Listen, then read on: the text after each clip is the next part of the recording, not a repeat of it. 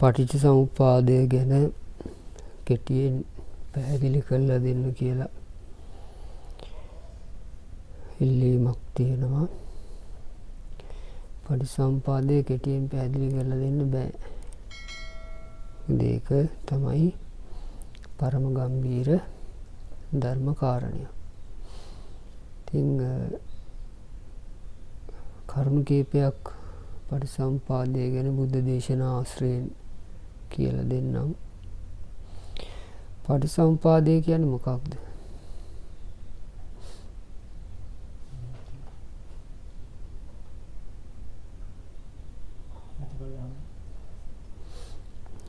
අපි සාමාන්‍යයෙන් කියනවා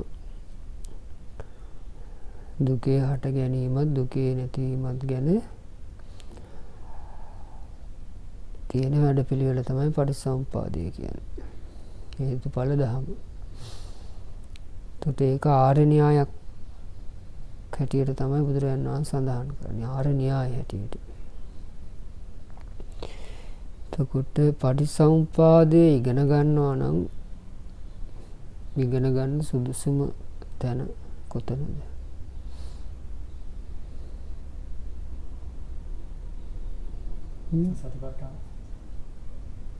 සතිපට්ඨානේ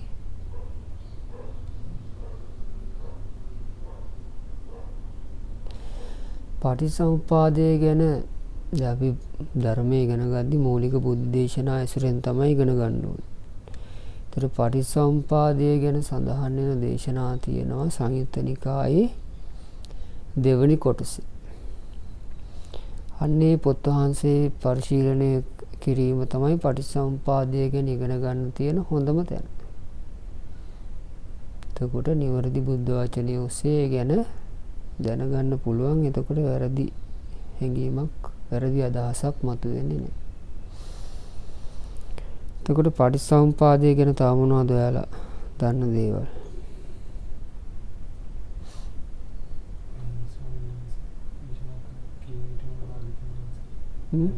ආනන්ද ස්වාමීන් වහන්සේ කියනවා හරිය දේශී මේක මතයි පාසලේ තියෙනවා. ඔව් බුදුරජාණන් වහන්සේට ආනන්ද ස්වාමීන් වහන්සේ දේශනා කියනවා එක තැනක අනේ භාග්‍යතුන් වහන්සේ මේ පටිච්චසමුප්පාදේ හරි සරල දෙයක් කියලා. ඒතර භාග්‍යතුන් වහන්සේ දේශනා කරනවා ආනන්ද එහෙම කියන්න එපා. මේ පටිච්චසමුප්පාදය කියන්නේ බොහොම ගැඹුරු දෙයක් කියලා. මේක තේරුම් බේරුම් කරගන්න බැරුව තමයි කියනවා මේ සත්වයා අවුලින් අවුලට පැටලිලා මේ සසරේ යන්නේ. ඉතින් ඒ නිසා මේ පටිච්චසමුප්පාදය කියන්නේ ගම්භීර ධර්මපරියාය. ඉතින් ඒකෙදි පටිච්චසමුප්පාදය කියන්නේ මොකක්ද කියන එක අපි මৌলিক බුද්ධ දේශනා අනුව එකක් ගාන ඉගෙන ගන්න එක වටිනවා. එහෙම නැතුව එතනින් එහාට අපිට පටිච්චසමුප්පාදය ගැන කතා කරන්න පුළුවන් කමක් නැහැ. ඒ නිසා ඒ සඳහා අවශ්‍ය කරන කාරණා තියෙනවා. මම කිව්වා වගේ සංයුත්ත නිකායේ දෙකේ විභංග කියලා සූත්‍ර දේශනාවක් තියෙනවා. විභංග කියන වචනේ සාමාන්‍යයෙන් තේරුම තමයි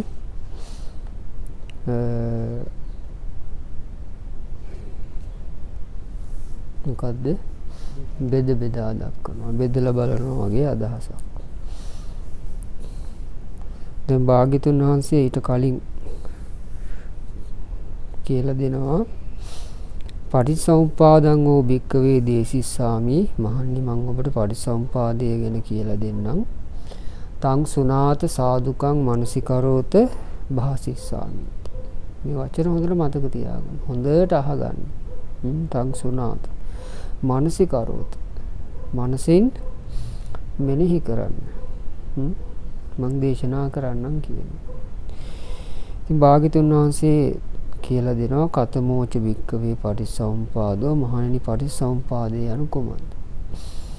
අවිජ්ජා පත්‍ය භික්ඛවේ සංඛාරා සංඛාර පත්‍ය විඥානං විඥාන පත්‍ය නාම රූපං නාම රූප පත්‍ය සලආයතනං සලායතන පච්චයා පස්සෝ පස්ස පච්චයා වේදනා වේදනා පච්චයා තණ්හා තණ්හා පච්චයා උපාදානං උපාදාන පච්චයා භවෝ භව පච්චයා ජාති ජාති පච්චයා ජරා මරණං ශෝක පරිදේව දුක්ඛ දෝමනස් උපායාසා සම්භවಂತಿ ඒව මේ තස්ස කේවලස්ස දුක්ඛක්ඛන්දස්ස සමුදයෝ හෝති අයං උච්චති භික්ඛවේ පටිච්ච සමුප්පාදෝ මේ කිව්වේ මොකක්ද මහණෙනි පටිච්චසමුපාදය කියන්නේ මොකද්ද අවිද්‍යාව නිසා සංස්කාර හටගන්නවා සංස්කාර නිසා විඥාණය හටගන්නවා විඥාණය නිසා නාම රූප හටගන්නවා නාම රූප නිසා සලආයතන ආයතන හයක් හටගන්නවා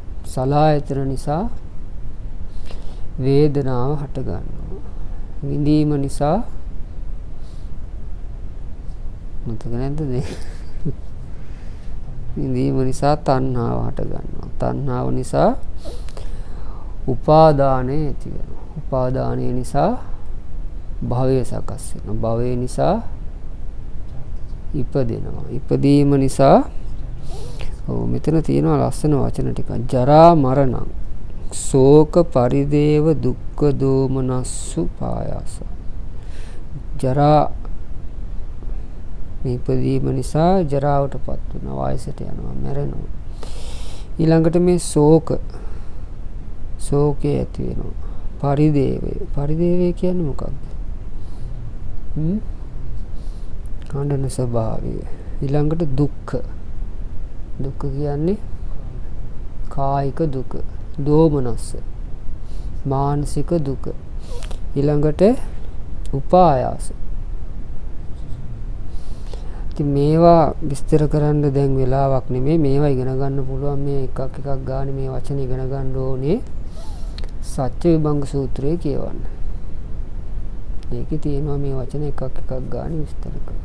ශෝකය කියන්නේ මොකද්ද? දුක් පරිදේවය කියන්නේ මොකද්ද? දුක්ඛය කියන්නේ මොකද්ද? දෝමනස්සය කියන්නේ මොකක්ද? පායාසය කියන්නේ මොකද්ද? මේ විදිහට ඒව මේ තස්ස කේවලස්ස දුක්ඛක්ඛන්දස්ස සමුදයෝ හෝති මෙන්න මේ විදිහට තමයි කියනවා මේ දුක හටගන්නේ සියලු දුක් අයං උච්චති භික්ඛවේ පටිච්චසමුපාදෝ මහණෙනි මේක තමයි පටිච්චසමුපාද ඊළඟට භාග්‍යතුන් වහන්සේ දේශනා කරනවා අවිජ්ජායත්වේව අශේෂ විරාග නිරෝධෝ මේ අවිද්‍යාව අශේෂ විරාග නිරෝධෝ ඉතිරි නැතුව නිරුද්ධ වුණොත් එහෙම මොකද වෙන්නේ සංඛාර නිරෝධය සංඛාර නැති වෙනවා සංඛාර නිරෝධා විඥාන නිරෝධෝ විඥාන නිරෝධා නාම රූප නිරෝධෝ නාම රූප නිරෝධා සලආයතන නිරෝධෝ සලආයතන නිරෝධා පස්ස නිරෝධෝ පස්ස නිරෝධා වේදනා නිරෝධෝ වේදනා නිරෝධා තණ්හා නිරෝධෝ දැන් ඉස්සෙල්ලා ස්පර්ශය ගැන කිව්වේ නෑ නේද අතේරුණොත් අතේරුණාම තමයි. සද්ද නැතුව හිටිය එක මතක් වෙන්නේ. වේදනා නිරෝධා තණ්හා නිරෝධෝ. තණ්හා නිරෝධා උපාදාන නිරෝධෝ. උපාදාන නිරෝධා භව නිරෝධෝ. භව නිරෝධා ජාති නිරෝධෝ. ජාති නිරෝධෝ නිරෝධා ජරා මරණං ශෝක පරිදේව දුක්ඛ දෝමනස් උපායාසා නිරුච්ඡanti ඒව මේ තස්ස කේවලස්ස දුක්ඛක්ඛන්දස්ස නිරෝධෝ හෝති දැන් කලින් කිව්වේ පටිච්චසමුපාදේ නැත්නම් දුකේ හට ගැනීම දැන් කියන්නේ දුකේ නැතිවීම මේ අවිද්‍යාව විතර නැතුව නිරුද්ධ වුණොත් සංස්කාර නිරුද්ධ වෙනවා සංඛාර නිරුද්ධ වුණොත් විඥානය නිරුද්ධ වෙනවා විඥාන නිරුද්ධ වුණොත් නාම රූප නිරුද්ධ වෙනවා නාම රූප නිරුද්ධ වුණොත් සලආයතන නිරෝධ වෙනවා සලආයතන නිරුද්ධ වුණොත් ස්පර්ශය නිරුද්ධ වෙනවා ස්පර්ශය නිරුද්ධ වුණොත් වේදනාව නිරුද්ධ වෙනවා වේදනාව නිරුද්ධ වුණොත් තණ්හාව නිරුද්ධ වෙනවා තණ්හාව නිරුද්ධ වුණොත්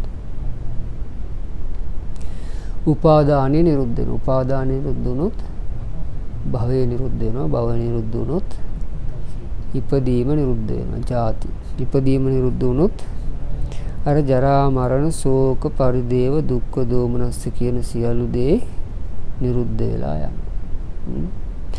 ඒව මේ තස්ස කේවලස්ස දුක්ඛක්ඛන්දස්ස නිරෝධෝ හෝති. එහෙම තමයි මේ දුකේ සියලු නිරුද්ධ වීම පවතින. මෙන්න මේ විදිහට දුකේ හට ගැනීමටත් දුකේ නැතිවීමටත් කියනවා පටිච්චසමුප්පාදේ කියලා. ඒකට කරුණු කීයක් තියෙනවද එතන? කීයද? එක එක කියන්නකො මතක් වෙන්න ආයි. අවිද්‍යාව, ඊළඟට සංස්කාර, විඥානය, නාම රූප, සලආයතන, ස්පර්ශය, වේදනාව, තණ්හාව, උපාදානය, භවය, ජාති කීයද? ඊළඟට ජරා මරණ ශෝක පරිදේව ඔක්කොම එකක් යටතේ වෙන ඔක්කොම 12ක් තියෙනවා. කීයක් තියෙනවද? 12ක් තියෙනවා. ඉතින් මේක තමයි අපේ කේන්දරේ. මොකද්ද? පටිච්චසමුප්පාදය. මේ පටිච්චසමුප්පාදය තේරුම් ගත්තාම ධර්ම මාර්ගයේ පුරුදු කරන කෙනෙකුට ධර්මයේ එක්ක ජීවත් වෙන කෙනෙකුට හරි පහසුයි. උදාහරණයක් කියන්න. දැන් ඔන්න කේන්දර බලනවානේ. කේන්දර ඒකෙදි අපිට අදාළ නැහැ. මොකද ධර්ම මාර්ගය පුරුදු කරන කෙනෙකුට ඒක අදාළ නෙවෙයි. ඒක වෙනම විද්‍යාව, ශාස්ත්‍රය. දැන් අපි කියමුකෝ කිව්වා කියලා ඔය මොකක් හරි මේ ශානීගේ හරි මොකක් හරි මම කියනවනේ නේ. නිසා අපලයක් තියෙනවා මොකක් හරි කියලා. එතකොට ඒ කියන්නේ දුක් විඳීමක් ගැනනේ නේද? එතකොට දැන් එතනදි කියනවා මේ දුක් විඳීමට හේතුව මොකද්ද? ග්‍රහයන්ගේ නීච වීමක් කියලා.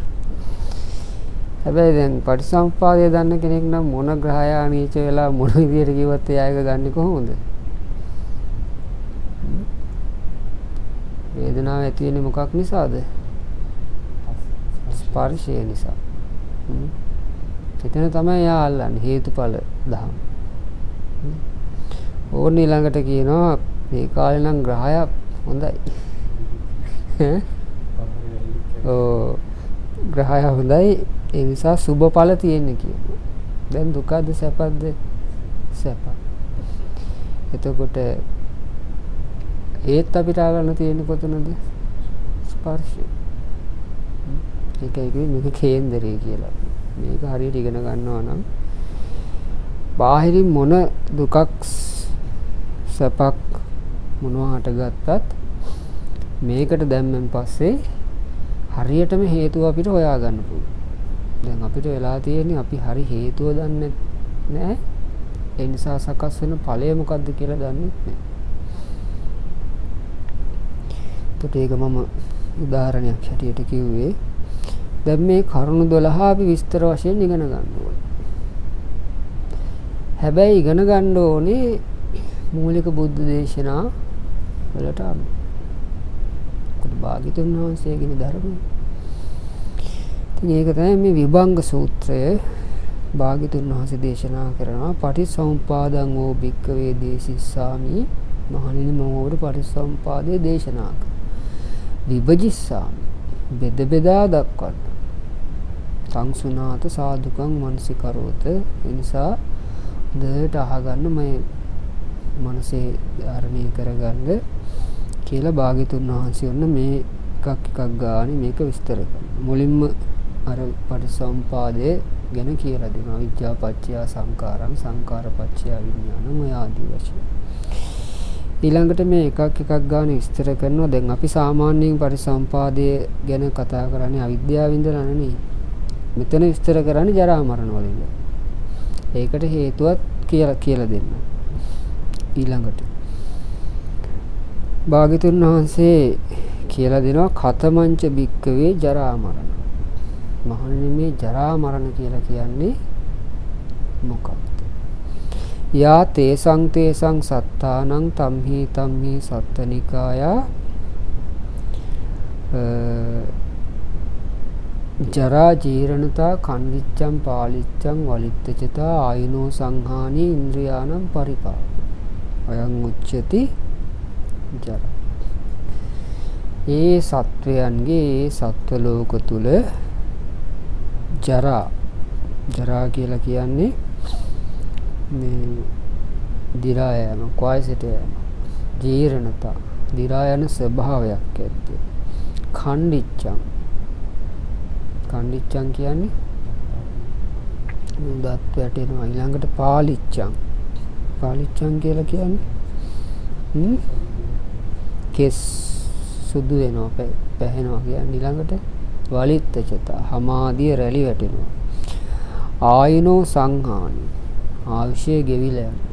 ඉන්ද්‍රියානම් පරිපාකෝ මේ ඇස කන නාසය දිවකය මනස කියන මේ ඉන්ද්‍රිය ධර්මය මෝරලා යනවා, වයසට යනවා. ඒක කන්නාඩි දාන්න වෙනවා. ඇස් කන් ඇහෙන්නේ නැත්නම් ඒ උපකරණ ආදී දාන්න වෙනවා. මොකද්ද? ඒකට කියන වයසට යනවා, ජරාවටපත් වෙනවා. ඊළඟට කතමංච බික්කවේ මරණං. මහණෙනි මරණය කියන්නේ මොකක්ද?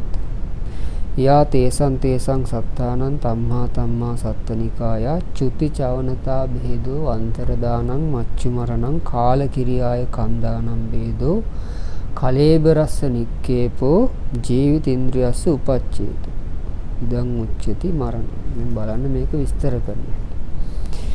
ඒ සත්වයන්ගේ ඒ සත්ව ලෝක තුල චුත වීමක් ඇද්ද. චවනතා චුත වෙන ස්වභාවයක් ඇද්ද. ඊළඟට චුති චවනතා බෙහෙදු බිඳී යාමක් ඇද්ද. අන්තරදානං අතුරු දහන් වීමක් ඇද්ද. ඊළඟට මච්චු මරණං කියන්නේ සාමාන්‍යයෙන් අපි කියනවානේ අර ස්වභාවික මරණ කියන්නේ මච්චු මරණ. කාලකිරියයි මරණය ගැන භාග්‍යතුන් වහන්සේ සඳහන් කරන වචන කලුරිය කිරීමක් ඇද්ද. කන්දානම් බෙහෙදු මේ උපාදාන ස්කන්ධයන්ගේ බිඳී යාමක් ඇද්ද. ස්කන්ධයන්ගේ බිඳී යාමක්. ඊළඟට කලේබරස්ස නික්කේපෝ මේ ශරීරයේ හැර දැමීමක් ඇද්ද. දැන් ඒක අපිට ඕනනම් කියන්න පුළුවන්. දැන් රහතන් වහන්සේලා නම් ශරීරය හැර දානවා නේ. ඊළඟට ජීවිත ඉන්ද්‍රියස් උපච්ඡේදෝ ජීවිත ඉන්ද්‍රියන්ගේ සිඳී යාමක්. මේකට කියනවා මොකද්ද? මරණය කියලා. ගොඩාක් වෙලාට මේ කට්ටිය කතා කරන දෙයක් තමයි මේ හුස්ම ගද්දී ඉපදෙනවා, හුස්ම හෙලද්දී මැරෙනවා. ශනික උපත් සහ ශනික මරණ. මේ බුද්ධ දේශනාවේ මරණය ගැන විස්තර කරන කිසිම තැනක එහෙම එකක් නැහැ. පැහැදිලිවම තව තැනක සඳහන් වෙනවා මේ මරණය කියන්නේ ආයුෂත් උණුසුමත් විඥානියත් කියන තුනම ශරීරයෙන් චුත වුණාම ඒක තමයි මරණය කියන්නේ. ආයුෂයත් උණුසුමත් ආයුෂ්මංච විඥාන. ඒ මූලික බුද්ධ දේශනා ඉගෙන ගත්තන් පස්සේ ඔය අරුබුද එන්නේ. ඒක ඇහුණත් එයා එතනින් එහාට ගන්නෙ නෑ. මොකද එයා දන්නවා බුද්ධ දේශනාවේ තියෙන්නේ මොකද්ද. ඒතර මරණය කිව්වේ මෙන්න මේ කාරණා. මේ දේශනා කියවන්න. එතකොට තේරෙනවා. ඒතර ජරා මරණ කියලා කියන්නේ මොනවද එහෙනම්? මේ ජරාවටපත් වීමක්, දීර්ණ ස්වභාවයක්, දත් ආදී වැටීමක්, කෙස් ආදී පැසීමක් ඇද්ද? හැම රැලි වැටීමක් ඇද්ද? ආයුෂයන්ගේ ගෙවී යාමක් ඇද්ද? ඉන්ද්‍රියන්ගේ මෝරා යාමක් ඇද්ද? ඊළඟට චුත වීමක් ඇද්ද? චුත වෙන ස්වභාවයක් ඇද්ද? මරණයටපත් වීමක්, කලුරිය කිරීමක් ඇද්ද? බිඳීමක් ඇද්ද? අතුරු දහන් වීමක් ඇද්ද? ඊළඟට ශරීරයේ බැහැර කිරීමක් ඇද්ද? මේ ජීවිතින්ද්‍රයන්ගේ සිඳී යාමක් ඇද්ද? ඔය විදිහට විස්තර කරනවා මේ මරණය. ස්කන්ධයන්ගේ බිඳී යාමක් ඇද්ද? ඒකට ජරා මරණ කියලා කියන්නේ අන්නේ. ඊළඟට භාග්‍යතුන් වහන්සේ විස්තර කරනවා ඊළඟ එක. කතමාච භික්කවේ ජාති. මහණෙනි ජාතිය ඉපදීම කියලා කියන්නේ මොකක්ද? යා තේසං තේසං සත්තානං තම්හි තම්මේ සත්තනිකායේ ජාති සංජාති යොක්ඛන්ති නිබ්බන්ති අබිනිබ්බන්ති කන්දානම් පාතු භවෝ ආයතනානම් පටිලාභෝ අයං උච්චති භික්කවේ ජාති. මේ ඒ සත්වයන්ගේ ඒ සත්ත්ව ලෝක තුල ජාති ඉපදීමක් ඇද්ද? සංජාති හට ගැනීමක් ඇද්ද? ඊළඟට ඔක්ඛන්ති මහ කුසට බැස ගැනීමක් ඇද්ද? නිබ්බන්ති අබිනිවිශේෂ උපත්තිය මොනවද? උපපාතිකව උපදිනවා මේවෙන් බැහැර තියෙනවා. ඊළඟට දැන් මම කෙටියෙන් සඳහන් කරන්නේ මේ පටිසම්පාදයේ මේ ටික විස්තර කරන්න නිසා ස්කන්ධයන්ගේ පහළවීමක් ඇද්ද? ආයතනයන්ගේ ලැබීමක් ඇද්ද? අන්න ඒකට කියනවා මොකද්ද? ඉපදීම කියලා. මේට අමතරව තියෙනවා උපදින්න පුළුවන් ආකාර 4ක්. උපදින මේ ලෝක ධාතුවේ උපදින්න පුළුවන් තැන් කීයද? ඉතින් ඒවා කොහොම විස්තර කරන්න කාලය නෙමෙයි. වෙන දවසක් කියලා දෙන්න. ඒකට ඉපදීම කියලා කියන්නේ මොකක්ද? එක එක විග්‍රහ තියෙනවනේ සිතුවිල්ලක් ඉපදුනාම උපදිනවා. ඒ වගේ තියෙනවා. එහෙම නෙමෙයි. මේ විදිහට මේ මූලික බුද්ධ දේශනාවෙන් අපි ඉගෙන ගන්නවා. ජාති සංජාති ඔක්කාන්ති නිබ්බන්ති අබිනිබ්බන්ති කන්දානම් පාතු භවෝ ආයතනානම් පටිලාභෝ. එහෙම තමයි භාග්‍යවතුන් වහන්සේ ඉපදීම විස්තර කරන්නේ. ඊළඟ එක තමයි කතමෝච භික්කවේ භවෝ. මහණෙනි මේ භවය කියලා කියන්නේ මොකක්ද? භවය කියන වචනේ තේරුම තමයි විපාක පිණිස කර්ම සකස් වෙනවා කියන්නේ මේ කර්මය විපාක දෙන තැන. ඒක තමයි භවය. එතකොට භාග්‍යවතුන් වහන්සේ විස්තර කරනවා තයෝ මේ භික්කවේ භව. මහණෙනි භව තුනක් තියෙනවා. මොනවද? කාම භවෝ, රූප භවෝ, අරූප භවෝ. මේ වෙනින් වශයෙන් විස්තර කරන්න වෙලාව නැහැ. පටිසම්පාදයේ මූලික කරුණු 12 මේ විදිහට මතක තියාගන්න. ඒතර භවය කියලා කිව්වේ මොකද්ද? කාම භවය, රූප භවය, අරූප භවය. දෙකකුත් නෙමෙයි හතරකුත් නෙමෙයි. තුනක් තියෙනවා. ඊළඟට භාග්‍යතුන් වහන්සේ විස්තර කරනවා කතමංච භික්කවේ උපාදාන. මාන්නේ උපාදානය කියලා කියන්නේ මොකක්ද? උපාදාන කියන වචනේ තේරුම ඔයාලා දන්න විදිහට කොහොමද? අල්ල ගන්නවා කියලා කිව්වොත් පොඩි ගැටලුවක් තියෙනවා. අල්ල ගන්න කෙනෙක් ඉන්නවා. ඒකට ගොඩක් හොඳයි බැඳී යනවා. බැඳී යාම වගේ අර්ථයක් තියෙනවා. දැඩි ලෙස බැඳී යාම. වගේ අර්ථයක්. ඒකට උපාදාන කතමංච භික්කවේ උපාදාන. මහණෙනි උපාදානය කියලා කියන්නේ මොකක්ද? චත්තාරිමානි භික්කවේ උපාදාන. මහණෙනි උපාදාන නම් 4යි. මොනවද? කාම උපාදාන. කාමයන්ට බැඳිලා යන. ditthi උපාදාන. දෘෂ්ටීන්ට බැඳිලා. අත් සීලබ්බත උපාදාන. නොයේකුත් සීලය කියලා හිතාගෙන කරන නොයේකුත් වෘතයන්ට බැඳිලා යන. අත්වාද උපාදාන. මම මගේ කියන මේ දෘෂ්ටියට බැඳිලා. ඒකට මොකද්ද කියන්නේ? උපාදානය. කාම උපාදාන, ditthi උපාදාන, සීලබ්බත උපාදාන, අත්වාද උපාදාන. අයං උච්චති භික්ඛවේ උපාදාන. ඊළඟ එක මොකද්ද? තණ්හාව නේද? කතමාච භික්ඛවේ තණ්හා.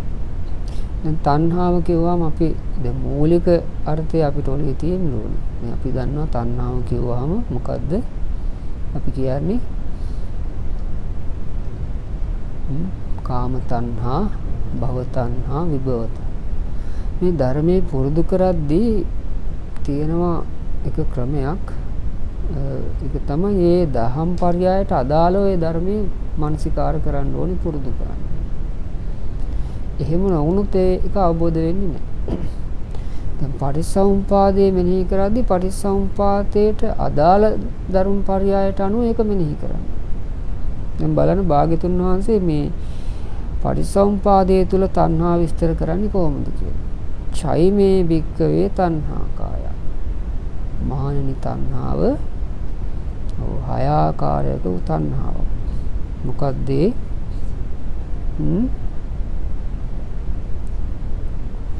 මොකක්ද?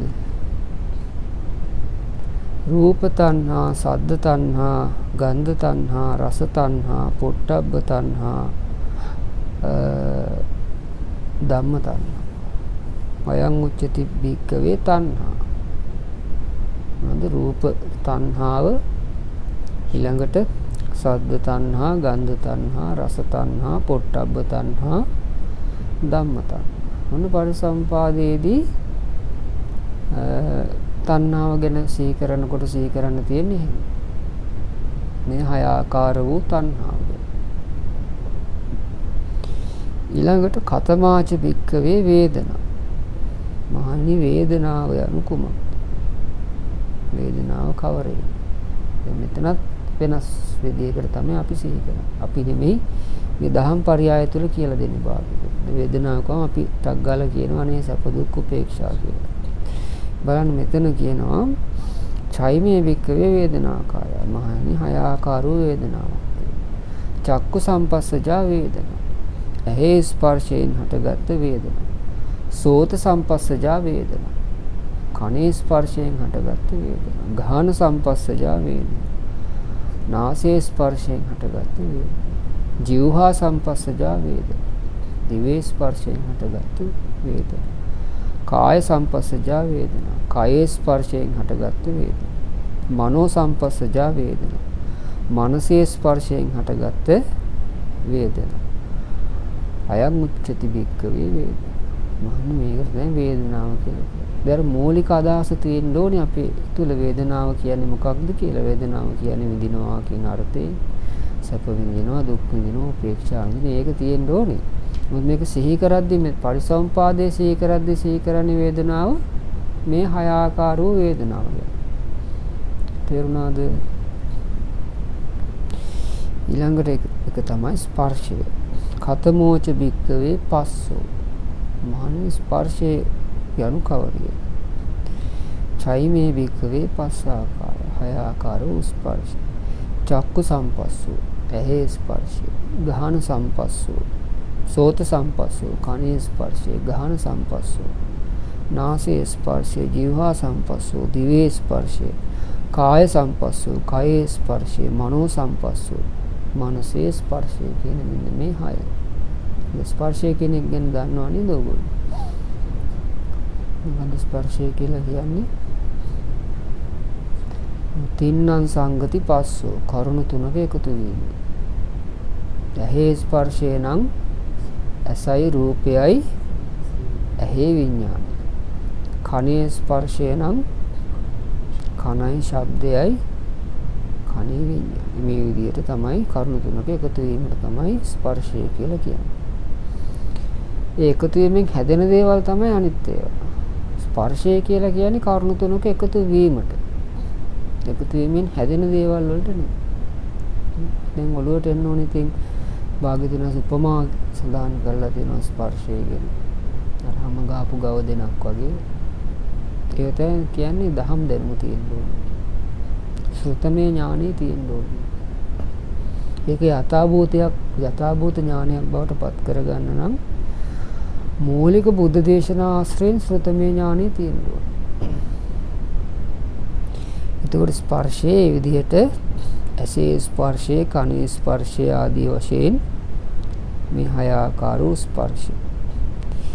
ඊළඟට භාග්‍යවතුන් වහන්සේ විස්තර කරනවා ඊළඟ එක කතමංච භික්ඛවේ සලායතන. මහණනි සලායතන යන කුමක්ද? චක්කායතනං සෝතායතනං ගාහනායතනං ජීවහායතනං කායායතනං මනායතනං.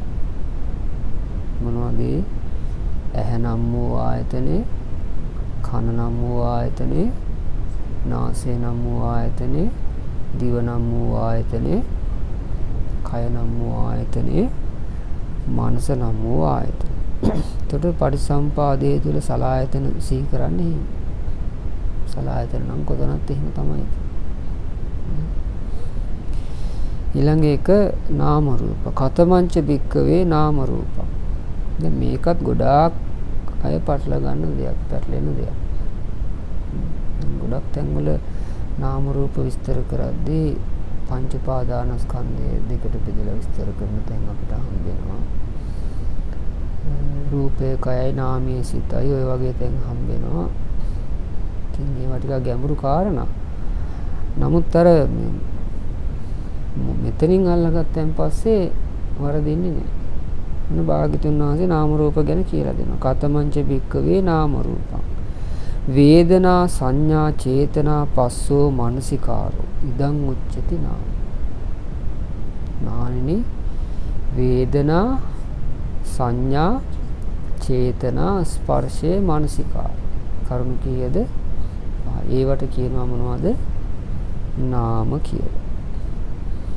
චත්තාරෝච මහා භූතා චතුනංච මහා භූතානං උපාදාය රූපං ඉදං උච්චති රූප. සතර මහා ධාතුත් සතර මහා ධාතුන්ගෙන් හටගත්තු දේවලුත් තියෙනවාද? ඒවට කියනවා රූප කියලා.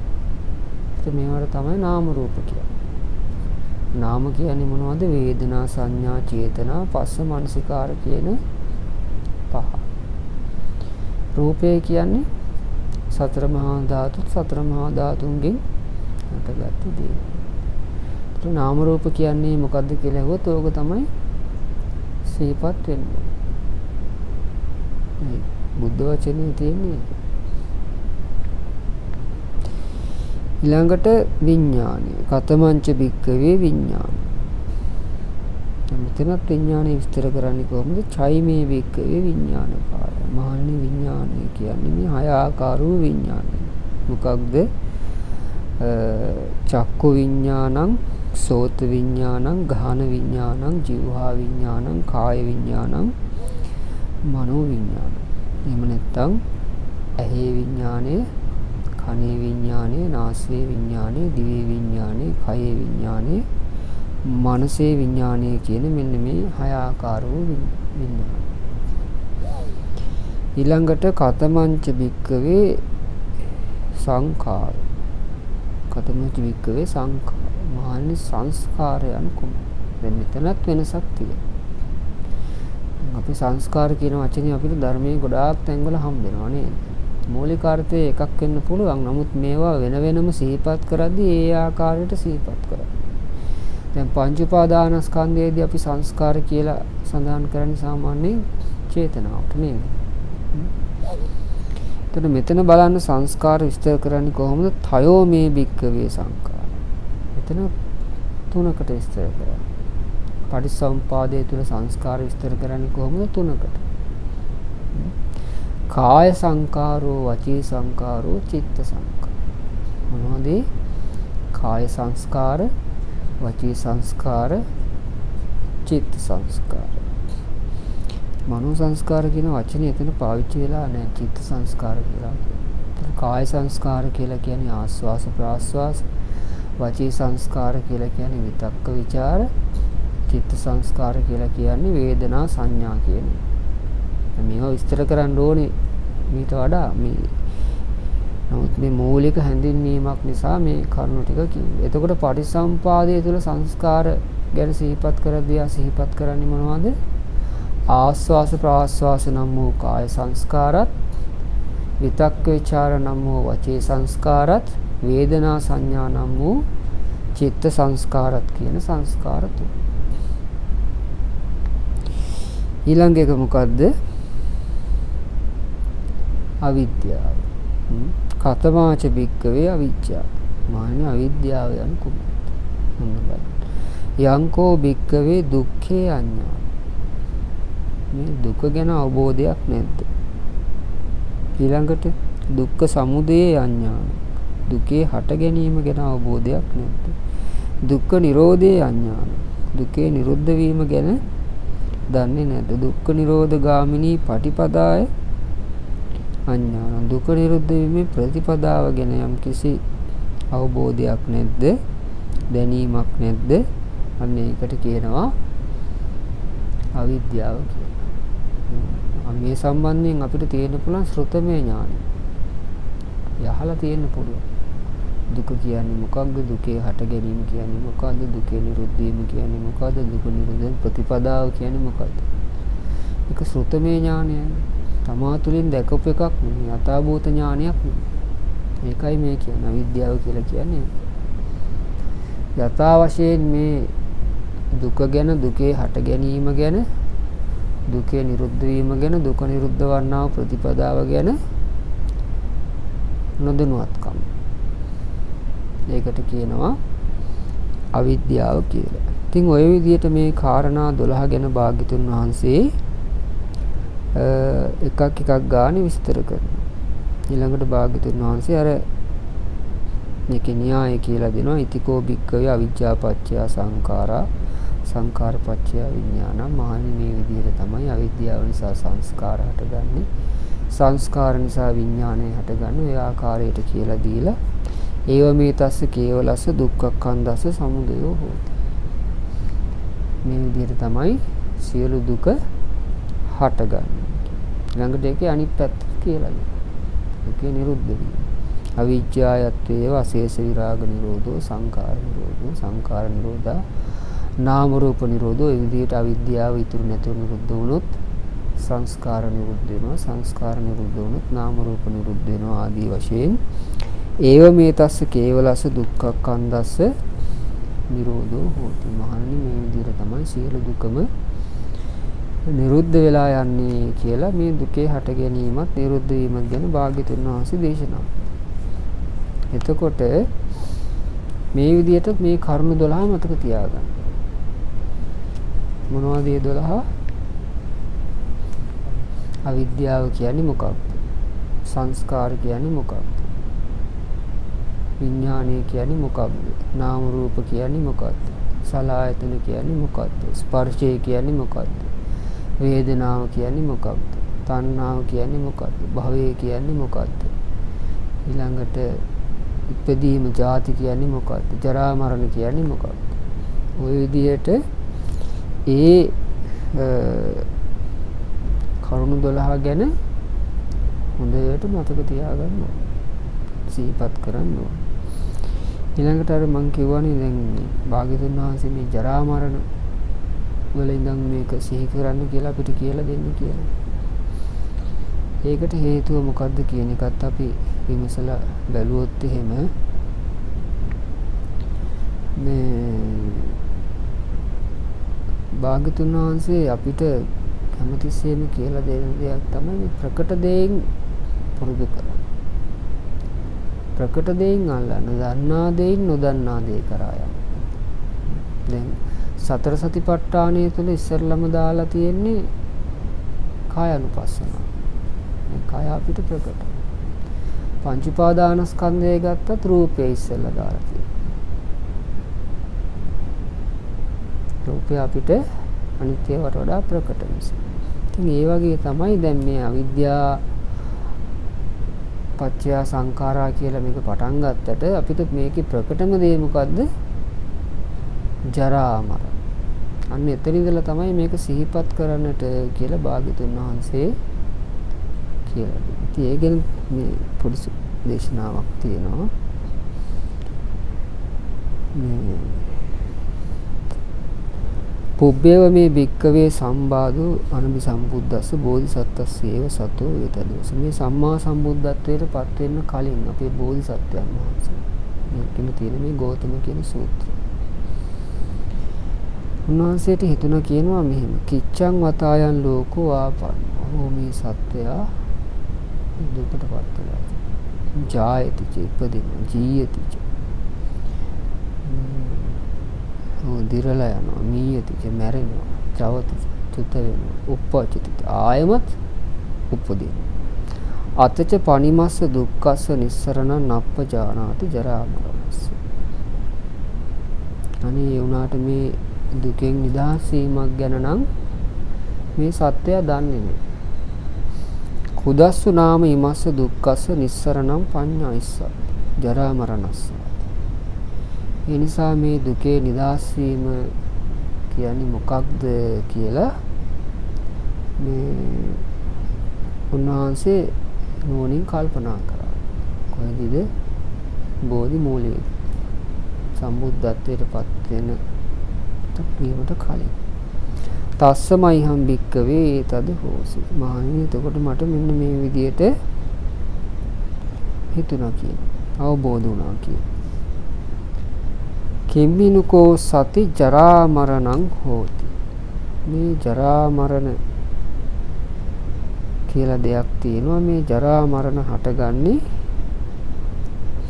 කුමක් නිසාද? කොපමණකින්ද ජරා මරණ ඇතිවන්නේ කියලා. තස්සමයිහම් භික්කවේ යෝනිසෝ මනසිකාරා. මේ විදියට නුවණින් මෙනෙහි කරගෙන යද්දී අහෝ පඤ්ඤාය අபிසම්මේ මට ප්‍රඥාවෙන් අවබෝධ වුණා කියනවා මේ කාරණා. මොකද්ද? ජාතියාකෝ සති ජරා මරණං. ජාතිපච්චයා ජරා මරණ. ඉපදීම නිසායි ජරා මරණ හටගන්නේ. ඉපදීම හේතුවෙන් තමයි ජරා මරණ ඇතිවන්නේ. මේ විදිහට උන්වහන්සේ ඊළඟට විස්තර කරන් යනවා. ඉපදීම හටගත්තේ කුමක් නිසාද? මේ විදිහට අවිද්‍යාව වෙනකන් මේ දේශනාවේ තියෙනවා විස්තර කරගෙන ගියා. මේ විදිහට අවිද්‍යාව වෙනකන් උන්වහන්සේ මේක සිහිපත් කරගෙන ගියන් පස්සේ සමුදයෝ සමුදයෝතිකෝ මේ භික්කවේ පුබ්බේ අනනුස්සතේසු ධම්මේසු චක්කුං උදපාදි ඥානං උදපාදි චක්කුං උදපාදි ඥානං උදපාදි පඤ්ඤා උදපාදි විඤ්ඤා උදපාදි ආලෝක උදපාදි. උන්වහන්සේට වැටුණා කියනවා සමුදය සමුදය කියලා. පෙරණැසු විරෝධ ධර්ම කාරණයක් ගැන දහම්මැස පහළ වුණා කියනවා, ඥානය පහළ වුණා කියනවා, ප්‍රඥාව පහළ වුණා, විද්‍යාව පහළ වුණා, ආලෝකය පහළ වුණා. සමුදය සමුදය කියලා කියන්නේ මොකද්ද? මේ දුකේ හට ගැනීම. දුකේ හට ගැනීම. ඊට පස්සේ උන්වහන්සේ කල්පනා කරා කියනවා තස්සමයිහම් භික්කවේ තද හෝසි. මේ විදියට මං හිතුවා කියනවා. කිම්මිනුකෝ අසති ජරා මරණං න හෝති. කිස්ස නිරෝධෝ ජරා මරණ නිරෝධෝති. මේ කුමක් නැති කල්හිද ජරා මරණ නැති. ජරා මරණ නිරුද්ධ වෙන්නේ කුමක් නිරුද්ධ වීමෙන්? තස්සමයිහම් භික්කවේ යෝනිසෝ මනසිකාරා. මේ විදිහට මම නුවණින් විමසද්දී අහෝ පඤ්ඤාය අபிසම්මේ මට ප්‍රඥාවෙන් අවබෝධ වුණා කියනවා. ජාතියාකෝ අසති ජරා මරණං. ඉපදීම නැති කල්හි ජරා මරණ නැත. ජාති නිරෝධෝ ජරා මරණ නිරෝධෝ. ඉපදීම නිරුද්ධ වීමෙන් තමයි ජරා මරණ නිරුද්ධ වන්නේ. ඊළඟට කල්පනා කරා යෝනිසෝ මනසිකාරයෙන් නුවණින් ඉපදීම නම් කුමක් ප්‍රත්‍යයෙන් හටගන්නද? කුමක් නැති වෙන්නේ ඉපදීම නැති. මේ විදිහට ආයමත් සිහිපත් කරගෙන ආවා කියනවා අවිද්‍යාව. ඔන්න එතකොට නිරෝධෝ නිරෝධෝතිකෝ මේ භික්ඛවේ පුබ්බේ අනුසුතේසු ධම්මේසු. නිරෝධය නිරෝධය කියලා මට පෙරණවසු විරෝධ ධර්ම කාරණයක් පහළ වුණා. නිරෝධය කියලා කිව්වේ එතන මොකක්ද? මේ දුකේ නැති. මේ විදිහට දුකේ හට ගැනීම ගැනත් නිරුද්ධ වීම ගැනත් භාග්‍යවතුන් වහන්සේට අවබෝධ වුණා කියලා. එතකොට උන්වහන්සේ ඒක සිහිපත් කරන්නේ කොහොමද? ජරා මරණ වල විතර. ඊට අමතරව මේකේ තියෙන තව ගොඩාක් දේශනා තියෙනවා. දැන් ඥානවත්තු කියලා සූත්‍රයක් තියෙනවා මේ පටිච්චසමුපාදය ගැන. මේ මතක හැටියට 44 ආකාරයකින් අවබෝධය ඇති කරගන්න ඕන මේ කාරණයක්. ඒ වගේ හැම තැනකම භාග්‍යතුන් වහන්සේ විස්තර කරන්නේ ජරා මරණ. ඉඳලා තමයි මේක පටන් ගන්න කියන්නේ. ඒකට එහෙනම් අපිත් පුරුදු කරන්න ඕනේ කොහොමද? මේ ජරා මරණ වල ඉඳලා තමයි මේක සිහිපත් කරන්නේ. ජරා මරණ කියන්නේ මොකක්ද? ජරා මරණ වල හට ගැනීම මොකක්ද? ජරා මරණ නිරුද්ධ වන්නේ කොහොමද? දැන් අර මෙතනදී මතක තියාගන්න ඕනේ තව භාග්‍යතුන් වහන්සේ සඳහන් කරනවා මේකදී අපිට එක න්‍යායක් පාවිච්චි කරන්න. සූත්‍රයක්. දැන් ගණන් හදද්දී අපි සූත්‍ර පාවිච්චි කරනවා නේද? ඒ ගණන් निराකරණය කරගන්න. මේ වගේ කියනවනේ අර ඉමස්මින් සති ඉදං හෝති මතකද? කුමක් ඇති කල්හි කුමක් ඇති වේද කුමක් නැති කල්හි ආන්නේ විදිහට. එතකොට මේ සිහිපත් කරන්න ඕනේ කොහොමද? ජරා මරණයට. ජරා මරණ කියන්නේ මොනවද? ජරා මරණ කියන්නේ කුමක් ඇති කල්හි? ඉපදීම. ඉපදීම කියන්නේ භවය ඇති කල්. භවය කියන්නේ පාදානය. මේ විදිහට සිහිපත් කරගෙන යනවා. ඉතින් මූලික වශයෙන් මොකද්ද කරන්න ඕනේ? දැන් මේවා අපි සූත්‍ර වලින් කියවුවට ධර්ම දේශනා වලින් ඇහුවට මතක තියාගත්තට වඩා භාවනාමය වශයෙන් පුරුදු කරන්න.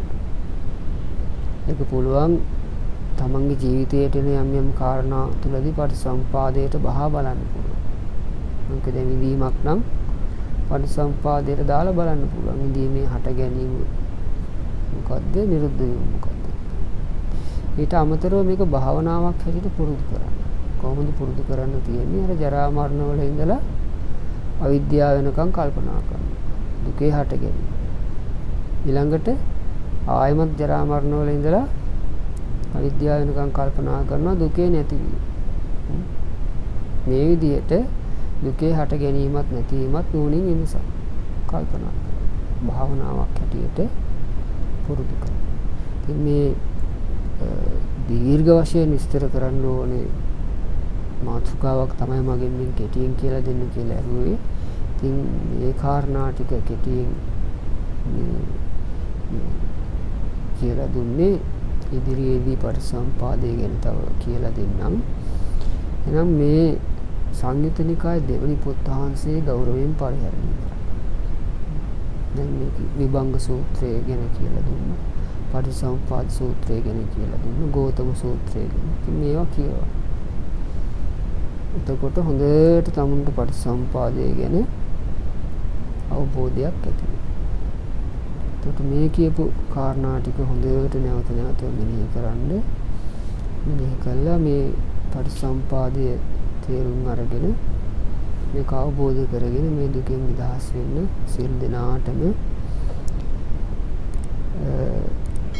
සියලු දෙනාම උත්සාහ කරත්වා කියලා ආශිර්වාද කරනවා. හැම දෙනාටම තෙරුවන් සරණයි.